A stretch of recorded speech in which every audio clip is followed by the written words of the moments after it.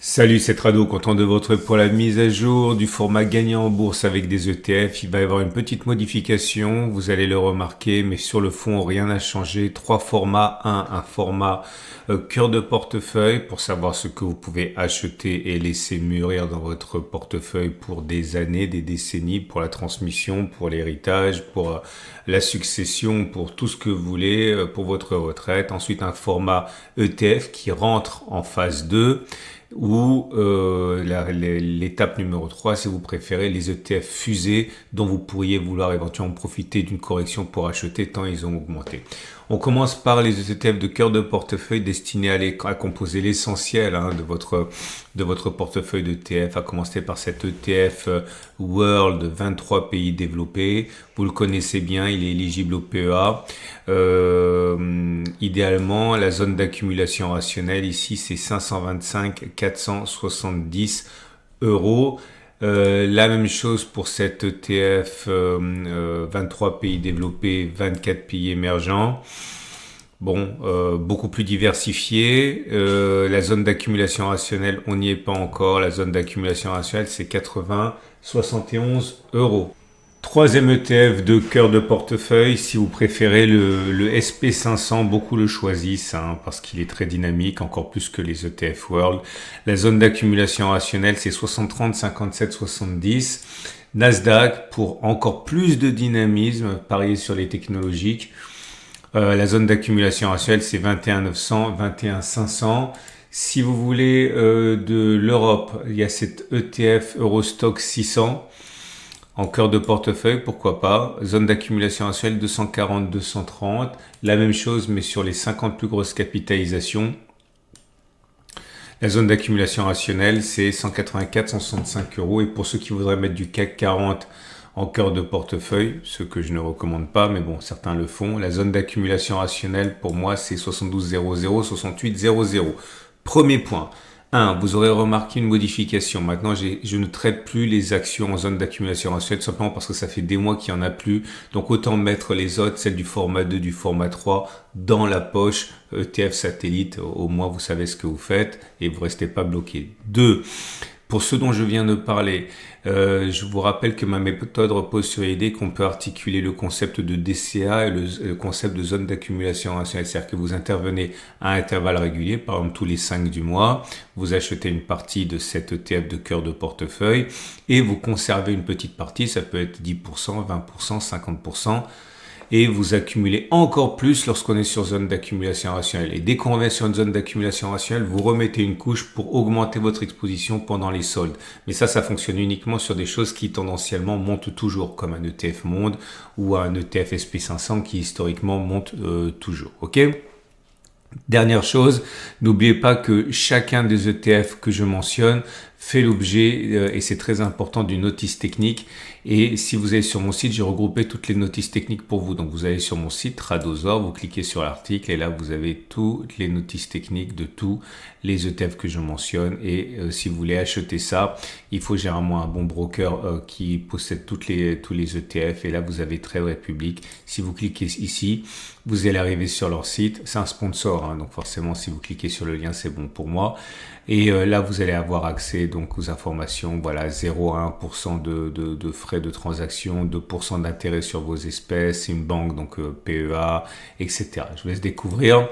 Et on passe donc tout de suite au format numéro 2, c'est-à-dire les ETF qui ont des phases 2 naissantes. Alors, je vous rappelle que c'est phase 1, phase 2, phase 3, phase 4. Et normalement, il faut investir en début de phase 2 pour tenter au maximum de saisir les grandes impulsions. Ok. Alors, j'ai découvert pour vous, j'ai pas découvert, je reparle ici de choses que j'ai trouvées pour vous. Le TF Chine, qui est en phase 2. Alors phase 2, un petit peu mollasse, mais ça a quand même c'est quand même une phase 2. Vous avez une moyenne mobile à 30 semaines qui n'est pas extrêmement dynamique, mais elle monte quand même. Donc oui, on est en phase 2. Vous avez les terres rares, un ETF Vanek qui me dit bien celui-là. Regardez, on te voit Vanek. Ok, on commence tout juste à sortir et rentrer en phase 2. Ça pourrait vous intéresser.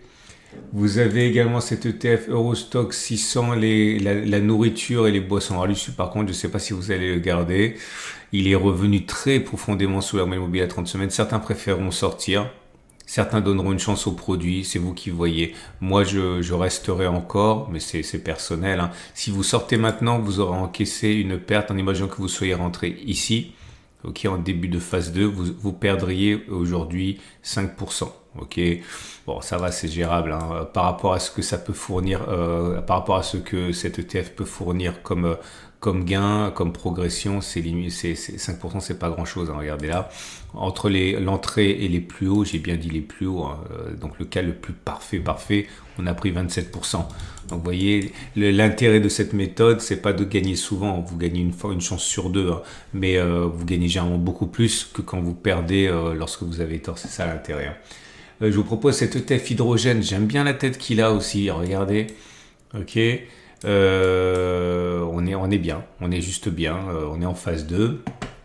L'Amérique latine qui se relève doucement après une petite plongée là qui n'a pas véritablement été inquiétante, mais voilà, cet ETF Amérique latine éligible au PEA d'ailleurs donne de bons, regardez, ça c'est le passé, hein, donne de bons résultats pour l'instant. J'aime aussi celui-là à cause de sa composition, mais il n'est pas encore en phase 2. Il est en phase 1, mais à surveiller de près. C'est un ETF matières premières hors agriculture. Moi, je pense que si on arrive à clôturer au-dessus des précédents sommets, ici, ça pourrait être pas mal. Regardez la dernière fois, c'était vraiment très pur, très joli. Entre le moment où on serait rentré et le moment où on a fait les plus hauts, 125% en un an et demi. Ça, c'est ce point. Je rappelle que normalement, on sort lorsque l'on clôture sous la M30, hein. Ok, on serait sorti à 108, 70%. Bon, c'est pas mal, hein, mais il est pas mûr encore, hein. Le Vietnam, alors là, ça, je suis vraiment super content parce c'est pareil, on l'a suivi en phase 1 pendant des semaines et on a attendu la phase 2. On a eu la phase 2, certains sont rentrés, on a eu notre petite attaque ici, certains ont résisté et là, regardez encore cette semaine, une belle progression de 8,6% alors que les indices de notre côté stagnouillaient, c'est un mot, je vous assure. Et là, donc le Vietnam, pas mal du tout. Ok, la dernière fois que ça s'est produit, c'était là.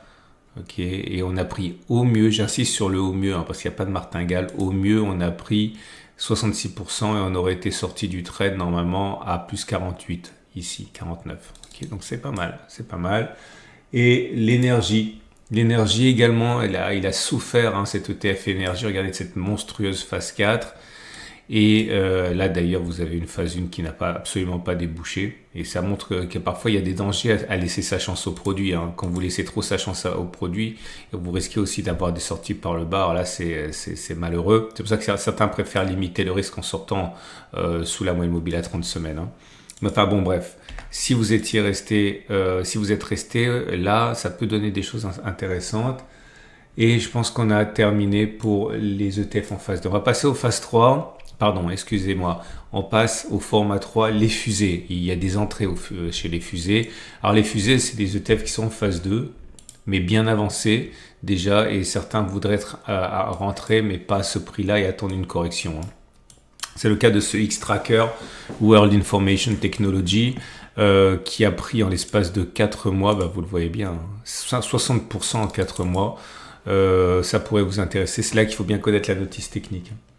Un Amundi S&P spécialisé sur l'eurozone, pareil, bon, ça se porte bien, on est en phase 2, regardez, hein, depuis 4 mois, sur celui-là, on a pris 23%. Les petites capitalisations, non, on va parler de celui-là, c'est les métaux physiques précieux, donc or, argent, platinoïde, merveilleux, très joli. Depuis qu'on est en phase 2, on a pris 39% un an et demi, même pas. Vous avez la possibilité également d'investir dans les petites capitalisations pour cet ETF là. Ok, il est éligible au PEA. Un iShares, il vient de rentrer celui-là dans cette sélection là. C'est le Japon.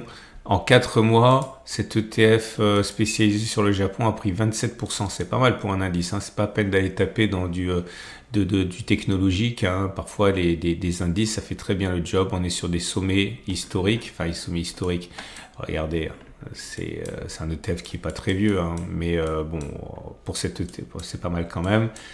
Vous êtes en phase 2.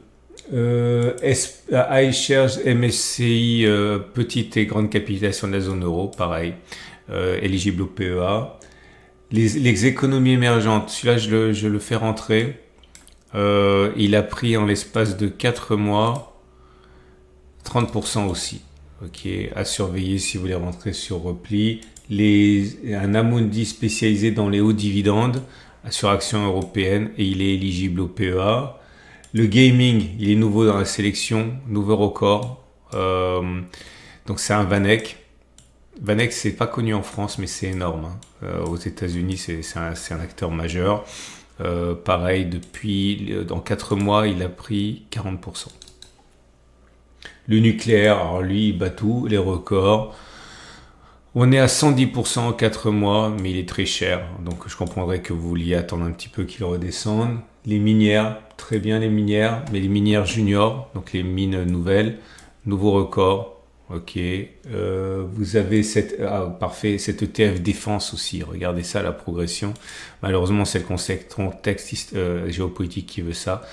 50% en 4 mois. Encore de l'or, mais les minières seniors, pas juniors, sur des niveaux historiques. Ok. Encore un ETF dividende. Celui-là est éligible au PEA sur des niveaux qui sont très élevés. Un ETF Eurostock spécialisé dans les actions de qualité, clôture et niveau historique pour cet ETF éligible au PEA. Un ETF Amundi, Eurozone, éligible au PEA aussi. Alors lui, bon, la progression n'est pas la même. On est quand même à 21%, 22% en 4 mois, ce qui est quand même loin d'être négligeable. Le secteur peu sexy de l'assurance, mais regardez, hein, là aussi, depuis 4 mois, très belle progression et record historique pour cet ETF. On a parlé du DAX, on en reparle encore. Regardez. Sur des niveaux quasiment records. L'Europe de l'Est, hors Russie, en 4 mois, on a pris 40%. Et on a un iShares, alors celui-là c'est l'aérospace et la défense, 48% aussi depuis 4 mois. Et on va terminer avec cet ETF qui correspond à ARC International, mais la version européenne, c'est géré aussi par la même équipe. Et depuis avril, on en est à plus 90-96%. Ok, voilà, on a fait le tour. Si vous avez aimé, vous pouvez liker, vous pouvez vous abonner à ce format. Mise à jour tous les samedis. Excellente journée, il y a plein de vidéos qui vous attendent.